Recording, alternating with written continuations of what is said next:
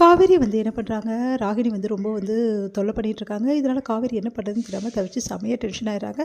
இங்கே பாரு, கூடி சீக்கிரம் நான் சொல்ல தான் போகிறேன். விஜய் பர்த்டே அன்றைக்கி நான் எல்லா விஷயத்தையும் சொல்லிடுறேன் போதுமா அப்படின்னு சொல்லிட்டு போயிடுறாங்க. இதுவும் நல்லா தான் இருக்குது. விஜய் பர்த்டே அன்றைக்கி சொல்கிறது சூப்பர் தான் அப்படின்னு சொல்லிட்டு சந்தோஷப்படுறாங்க ராகினி. ராகினி வந்து கங்காவை பார்க்க போகிறாங்க. கங்கா கிட்ட எல்லா விஷயத்தையும் சொல்லலாமா அப்படின்னு சொல்லிட்டு யோசிக்கிறாங்க.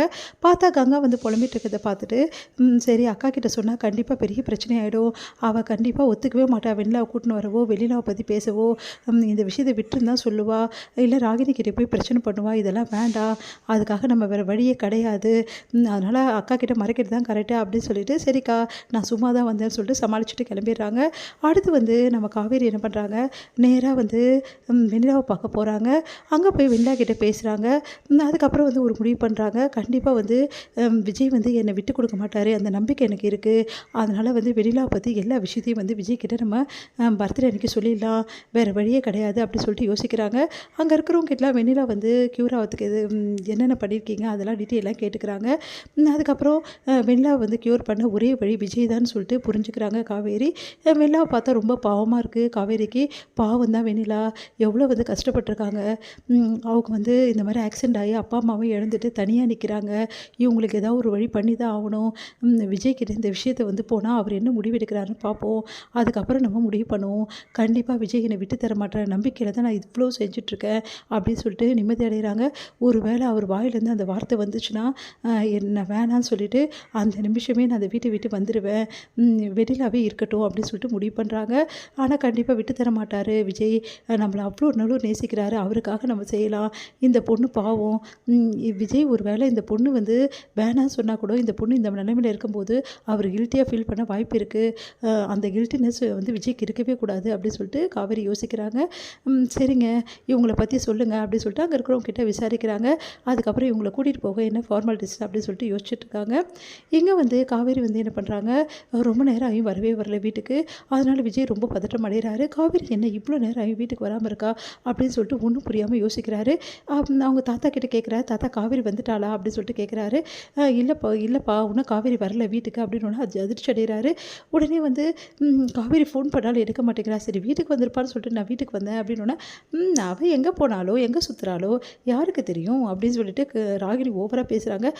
நீ கொஞ்சம் அமைதியாக இருக்கியா, அவனே டென்ஷனாக இருக்கா, ஏமா இப்படி பண்ணுற அப்படின்னு சொல்லிட்டு தாத்தா வந்து சொல்கிறாரு. இல்லை நான் உண்மையாக தான் சொன்னேன் அப்படின்றாங்க. எங்கே வந்து காவேரிக்கு கால் பண்ணி பார்க்குறாரு. ஃபோனை காவேரி அட்டன் பண்ணல. உடனே வந்து சரி கவலைப்படாதரா, கண்டிப்பாக காவேரி கிடச்சிடுவா அப்படின்னோடனே இல்லை தாத்தா எதுக்கும் நான் காவேரி போய் பார்த்துட்டு வரேன் அப்படின்னு சொல்லிட்டு விஜய் வந்து போகிறாரு. போகும்போது ஒரு ஆக்சிடென்ட் வந்து அங்கே இருக்குது. அதை பார்த்துட்டு அதிர்ச்சி அடைகிறாரு.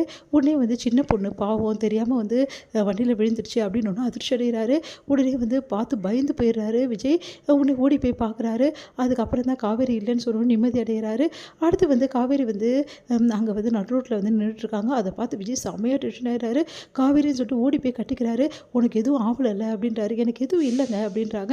நான் ரொம்ப பதறி போயிட்டேன் தெரியுமா, என்ன ஆச்சோ ஏதாச்சுன்னு சொல்லிட்டு உனக்கு ஏதாவது ஒன்று என்னால் தாங்க முடியாது காவேரி, நீ இல்லாத வாழ்க்கை எனக்கு வேண்டவே வேண்டாம், நீ இல்லாமல் என்னால் வாழவும் முடியாது. என்கிட்ட வந்து ஒரு ஃபோன் பண்ணியாவது சொல்லியிருக்கேன். இல்லைங்க ஃபோன் வந்து சுவிட்ச் ஆஃப் ஆகிடுச்சுங்க, வேறு ஒன்றும் இல்லை, ஏன்டி இப்படி பண்ணுற, நீ இல்லாமல் என்னால் இருக்க முடியாது, உனக்கு தெரியும்ல என் உயிரே நீ தாண்டி அப்படின்னு சொல்லிட்டு சொல்கிறாரு. உடனே விஜயோட கண்ணத்தை வந்து காவேரி வந்து கையை வைக்கிறாங்க. எனக்கு ஒன்றுமே ஆகலைங்க, நான் நல்லா இருக்கேன் பாருங்கள் அப்படின்றாங்க. உனக்கு எதுவும் ஆயிடுச்சு, நான் பயந்துட்டு தெரியுமா, வர்ற வேலை ஒரு ஆக்சிடென்ட் தெரியுமா, ரொம்ப பயந்து போயிட்டேன், நீ ஏன்டி இப்படிலாம் பண்ணுற அப்படின்றாரு. எனக்கு ஒன்றும் இல்லை பாருங்கங்க நான் நல்லா இருக்கேன் அப்படின்னோடனே அப்படியே பதட்டம் குறையுது விஜய்க்கு. இங்கே பாரு காவேரி, இந்த மாதிரி வந்து தனியாலாம் வரக்கூடாது, அதுவும் இவ்வளோ நேரம் வந்து நீ தனியாக இருந்திருக்க, எந்த பிரச்சனையாக இருந்தாலும் பரவாயில்ல அதை என்கிட்ட சொல்லுன்னு சொன்னேன், சொல்லலைனாலும் பரவாயில்ல, ஆனால் தயவு செய்து வந்து இந்த மாதிரிலாம் என்னை தவிக்க விடாதிரி, நீ இல்லாத ஒரு நிமிஷம் கூட என்னால் இருக்க முடியாது, என் வாழ்க்கையில் நீ மட்டும்தான் காவேரி, ப்ளீஸ் புரிஞ்சுக்கோ அப்படின்றாங்க. அதை கேட்டு காவேரி வந்து அப்படியே பார்க்குறாங்க. என்ன நினச்சிட்ருக்க நீ, என்னை விட்டுட்டு இருந்தெல்லாம் நினச்சிட்டு இருக்கியா, என்னை விட்டுட்டு நீ இருக்க முடியாது, உன்னை விட்டுட்டு நான் இருக்க முடியாது, புரியுதா அப்படின்னோடனே ஏங்க நான் அப்படிலாம் யோசிக்கலைங்க, அப்புறம் எதுக்காக இவ்வளோ நேரம் நீ வந்து இப்படி பண்ண அப்படின்னு அதான் சொன்னேன் இல்லைங்க. இந்த மாதிரி அழகிற விஜயை அப்படியே வந்து வருடி வந்து கட்டி பிடிச்சிக்கிறாங்க காவேரி. இதோடு முடியுது.